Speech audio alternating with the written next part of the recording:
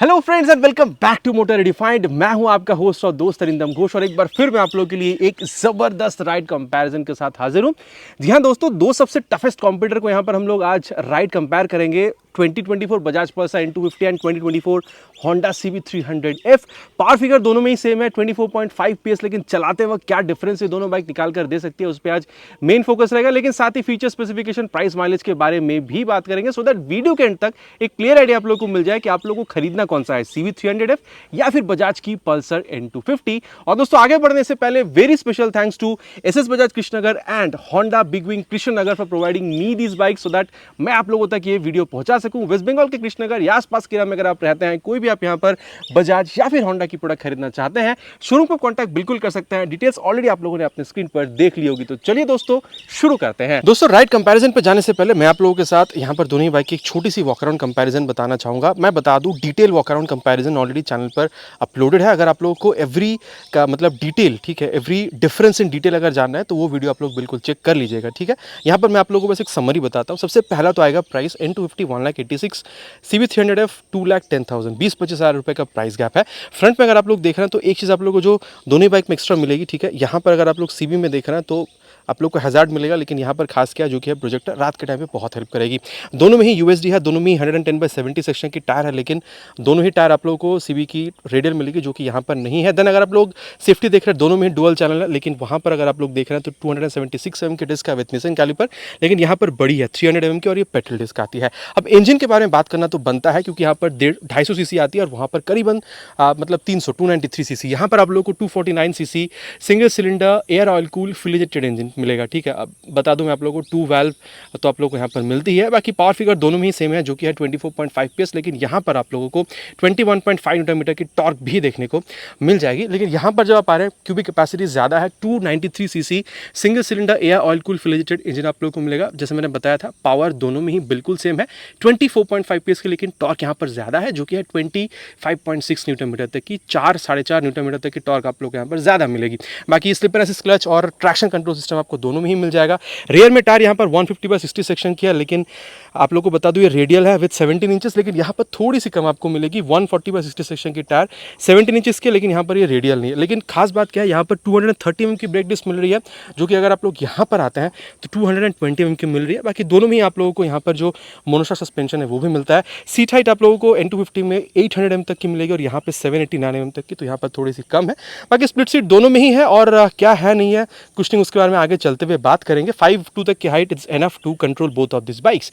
Tank 14 litre 14.1 litres, mileage भी आप लोगों को करीबन 35 किलोमीटर तक की मिल जानी चाहिए। यहाँ पर 165 mm की ग्राउंड क्लियरेंस, 177 mm की ग्राउंड क्लियरेंस, और अगर आप लोग देख रहे हैं वेट में भी फर्क है, 153 164 11 किलोग्राम्स तक की फर्क है। बाकी दोनों में ही आप लोगों को डिजिटल और ब्लूटूथ एनेबल मीटर कंसोल मिल जाएगी। दोनों में ही आप लोग turn button navigation, call, SMS alert इस्तेमाल कर सकते हैं। लेकिन यहाँ पर चीज़ खास क्या है, 3 आप लोगों को जो ABS मोड है ये आप लोग को यहाँ पर मिलेगा road, rain and then off road. Off road mode में जाके अगर आप ट्रैक्शन कंट्रोल को चाहे तो ऑफ भी कर सकते हैं, जो कि अगर आप चाहे तो वहाँ पर भी ऑफ कर सकते हैं, लेकिन वहाँ पर ABS मोड नहीं है, वो थोड़ी ना ज़्यादा रॉड साइड पर चली जाती है। देन यहाँ पर ये speedometer, tachometer, odometer, fuel gas sensor, ठीक है, देन गियर प्रेशर सेंसर, ये जो चीज़ है आप लोगों को यहाँ पर दोनों ही बाइक में बिल्कुल देखने में मिल जाएगी। और दोनों ही बाइक में मैं कह सकता हूँ कि यहाँ पर आप लोगों को ये जो मोबाइल चार्जिंग पोर्ट है ये भी आप लोगों को दोनों ही बाइक में बिल्कुल देखने मिल जाएगा। और E20 की जो इंजन है, E20 कंपैटिबल इंजन, मतलब फ्लेक्स फ्यूल से चलने वाली इंजन, ये भी आप लोगों को दोनों ही बाइक में देखने को मिल जाएगी। अब राइड पे जाने से पहले एक बार ना आप लोग यहाँ पर इसकी जो एग्जॉस्ट साउंड है वो भी सुन लीजिए।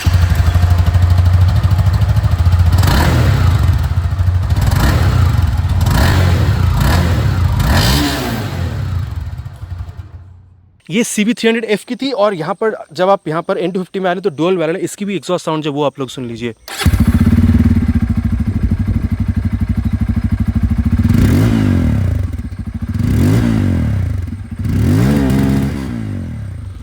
बाकी दोनों में बेहतर किसकी लगी आप लोगों को एग्जॉस्ट साउंड, प्लीज नीचे कमेंट में लिखकर बताइएगा। तो मोटा मोटा दोस्तों मैंने आप लोगों को यहाँ पर जो समरी थी वो बता दी है, और चलिए अब वीडियो की जो मेन अट्रैक्शन है राइड उस पर चलते हैं। देन देखते हैं कि दोनों में राइड में आप लोगों को क्या डिफरेंस देखने को मिल सकता है। देन कंक्लूजन के बारे में बात करेंगे। चलिए दोस्तों राइड कंपैरिजन स्टार्ट करते हैं, और स्टार्ट करेंगे विद N250, क्योंकि भाई यहाँ पर टॉर्क कम है, ठीक है, पावर तो सेम ही है दोनों बाइकों में। हाँ, जब आप बैठ रहे हैं, seat is comfortable, not soft, rear fitted foot पे काफ़ी स्पेशियस सीट है, और आप हल्का सा सामने की तरफ बैठ रहे हैं। पिलियन के लिए भी आपको मतलब एनफ स्पेस देखने को मिल जाएगा, ठीक है, उसमें प्रॉब्लम नहीं है। अब चलिए स्टार्ट करते हैं।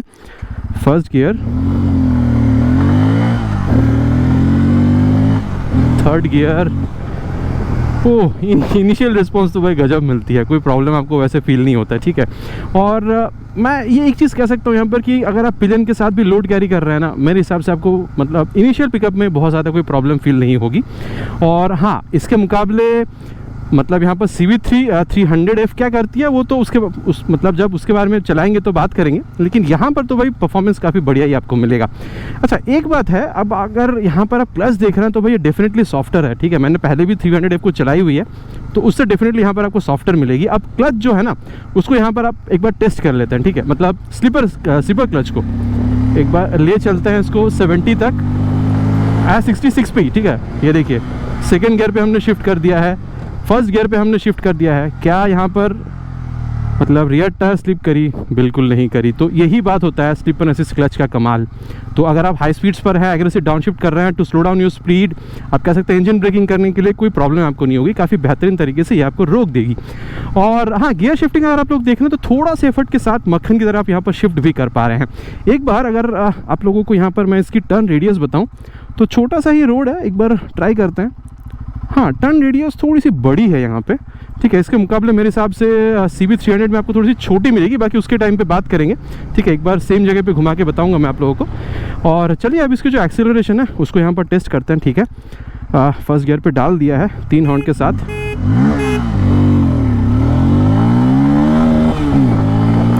$60 आप लोगों ने देख लिया है, टाइम फॉर 100। और ये 100 भी आप लोगों ने देख लिया है। अच्छा मैं एक चीज़ कह सकता हूँ कि वाइब्रेशन की जहाँ तक बात है भाई, अगर आप लोग 5th गियर में स्पेशली शिफ्ट करके चला रहे हैं ना इसको, मेरे हिसाब से 100-110 तक भी बहुत ज़्यादा वाइब्रेशन की प्रॉब्लम आपको फील नहीं होनी चाहिए। हाँ, उसके बाद ज़रूर होगी फुट पेक्स पे या फिर हैंडल बार्स पे, लेकिन 100-110 तक नहीं होनी चाहिए। कंफर्टेबल क्रूजिंग स्पीड इसको आप मानकर चल सकते हैं। और देन अगर मैं आप लोगों को यहाँ पर स्टेबिलिटी के बारे में बताऊँ, मुझे यहाँ पर कोई स्टेबिलिटी में प्रॉब्लम जो है वो फील नहीं हुई है।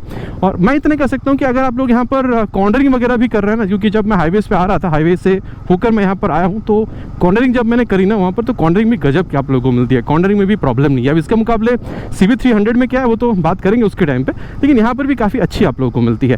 और चलिए अब इसकी जो ब्रेकिंग है ये भी हम लोग यहाँ पर टेस्ट कर लेते हैं, ठीक है। यहाँ पर 60 तक ले जाएंगे एंड देन फ्रंट ब्रेक 63 पे फ्रंट ब्रेक, ये देखिए आराम से रोक देती है भाई। मतलब ये NA सीरीज़ की जो ब्रेकिंग सेटअप है ना भाई, गजब मिलती है आपको। Front braking response is like मतलब क्या मक्खन की तरह। और रियर में एक बार हम लोग टेस्ट करके देखें, रियर को भी 59 पे टेस्ट कर लिया है, ये देखिए। हाँ अभी तो ना ये बहुत ज़्यादा कोई इंट्रूशन वाली फील नहीं हुई है मुझे, लेकिन हाँ प्रोग्रेसिव नेचर की है रियर ब्रेक।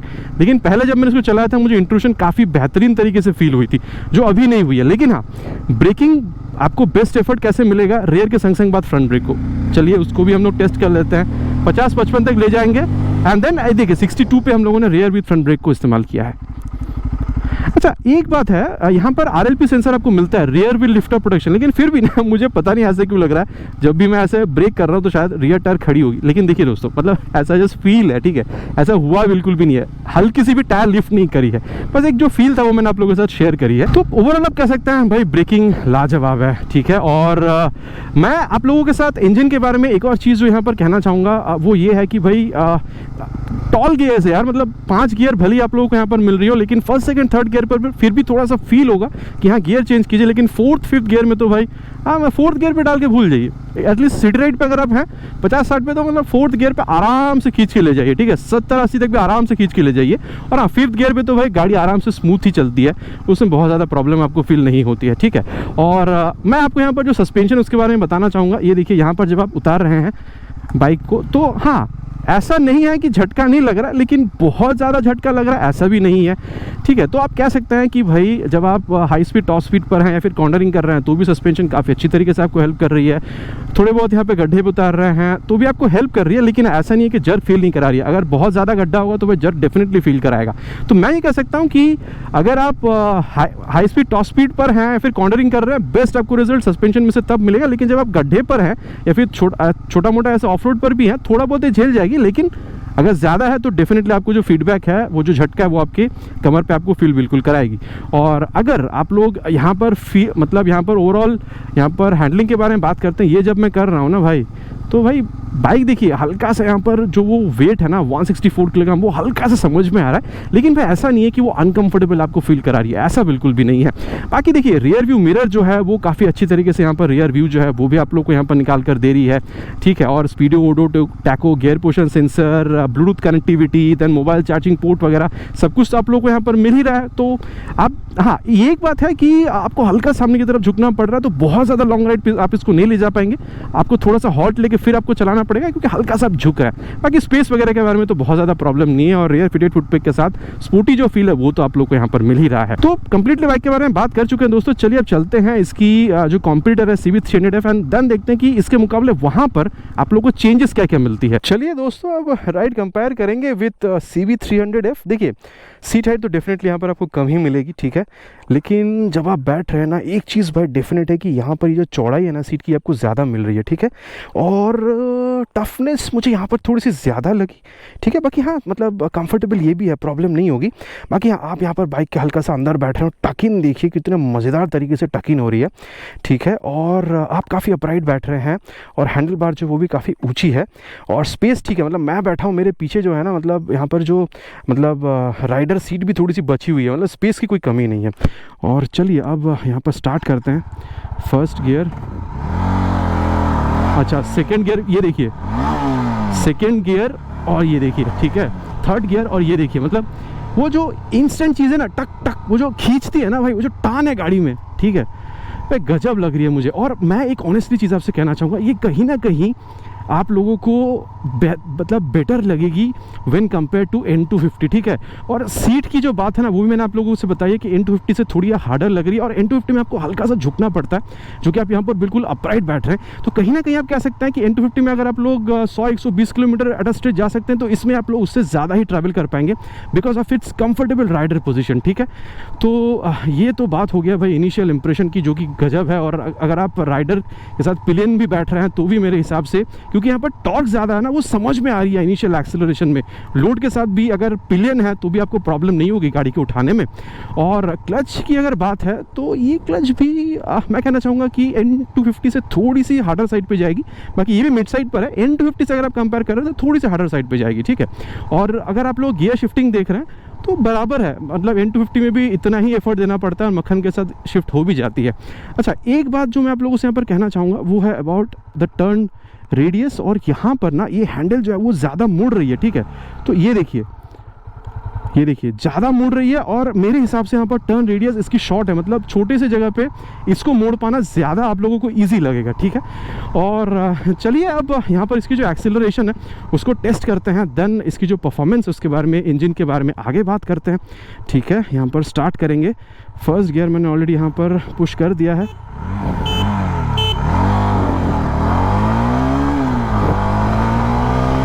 तक आप लोगों ने देख लिया है। Time for 100 now. ओ भाई साहब, अच्छा एक बात मैं कहना चाहूँगा, 0 to 60, 0 to 100 में शायद आप लोगों को बहुत ज़्यादा यहाँ पर फ़र्क ना दिखे, या फिर ऐसा हो सकता है कि शायद मतलब हाँ फ़र्क दिखेगी, मतलब बहुत ज़्यादा नहीं, लेकिन हाँ ये थोड़ी सी आगे रहेगी। लेकिन जब आप टॉप एंड जाएंगे ना 100-120 जब आप जा रहे हैं उसके बाद ना दोनों बराबर पे चलेगी। भले ही उसमें टॉर्क कम है लेकिन भाई वो मतलब पिकअप मार लेती है, ठीक है, उसमें वो प्रॉब्लम नहीं होगी। ऐसा नहीं है कि वहाँ पर टॉर्क कम है, बाकी देखिए गाड़ी अभी यहाँ पर खड़ी है, ऐसा नहीं है कि उसमें टॉर्क कम है तो आप लोगों को टॉप स्पीड वहाँ पर कम मिलेगा या फिर इससे वो टॉप स्पीड में पीछे रह जाएगी, ऐसा नहीं है। दोनों मतलब बराबर चलता है। इन सम केसेस ये थोड़ी आगे जाएगी, इन सम केसेस वो थोड़ी आगे जाएगी, ठीक है, वो राइडर पर डिपेंड करेगा।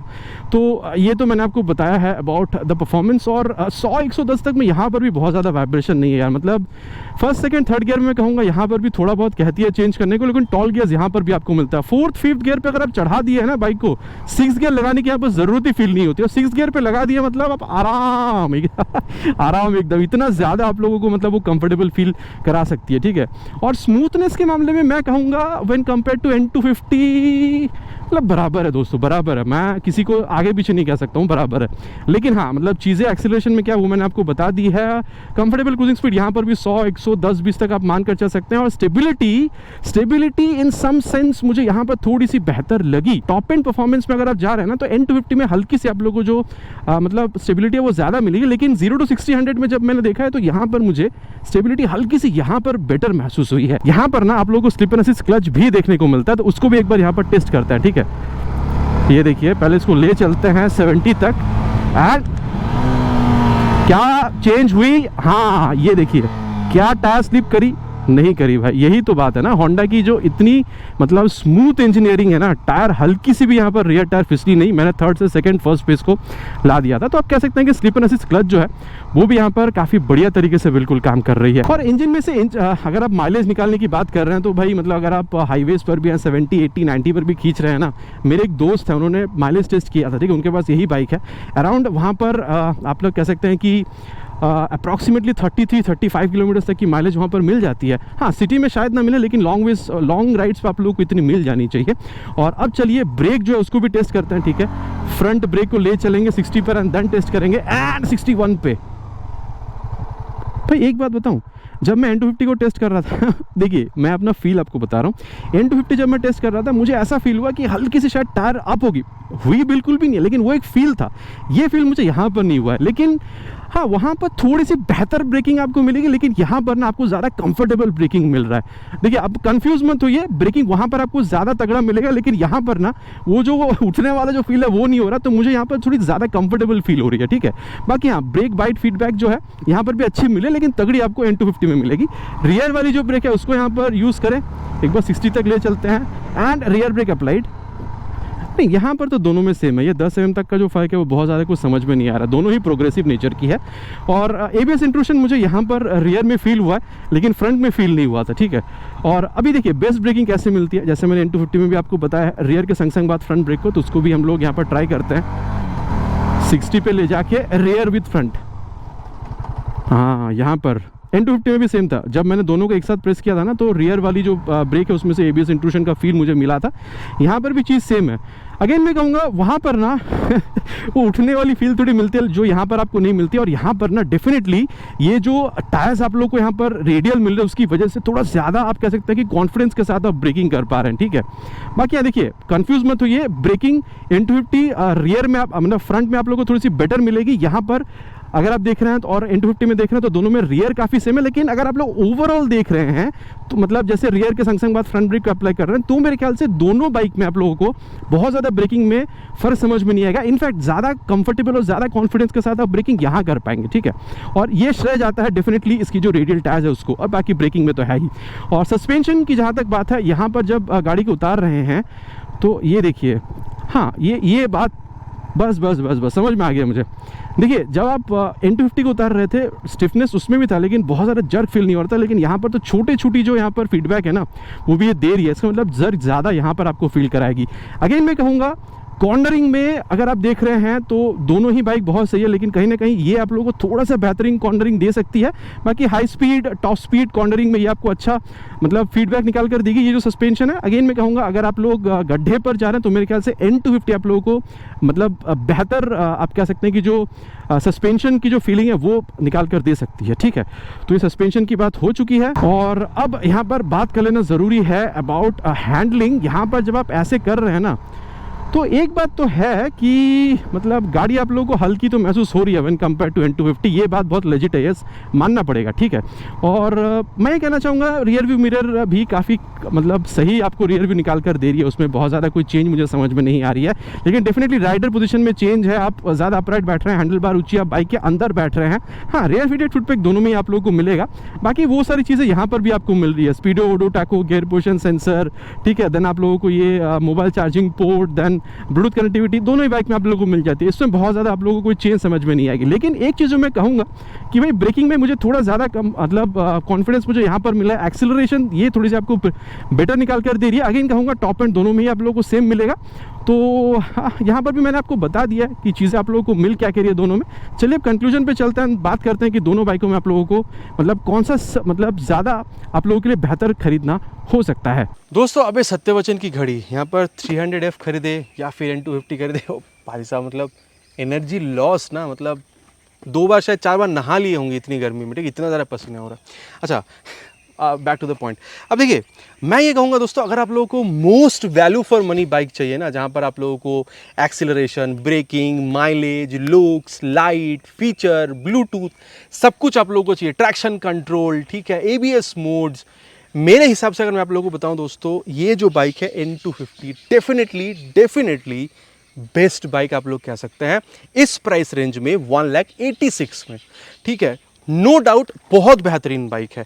लेकिन मैं ये कह सकता हूं कि अगर आप लोग 15-20-25 हज़ार रुपये ज़्यादा पे करने के लिए रेडी हैं, तो आप लोगों को जो चीज़ यहाँ पर बेहतर मिलेगी 300F में, एक तो की है, एक जो आप लोगों को मिलेगा वो है कि इसकी इनिशियल एक्सेलरेशन थोड़ी सी बेहतर मिलेगी, भले ही टॉप एंड दोनों में बहुत ज़्यादा फर्क नहीं रहेगी।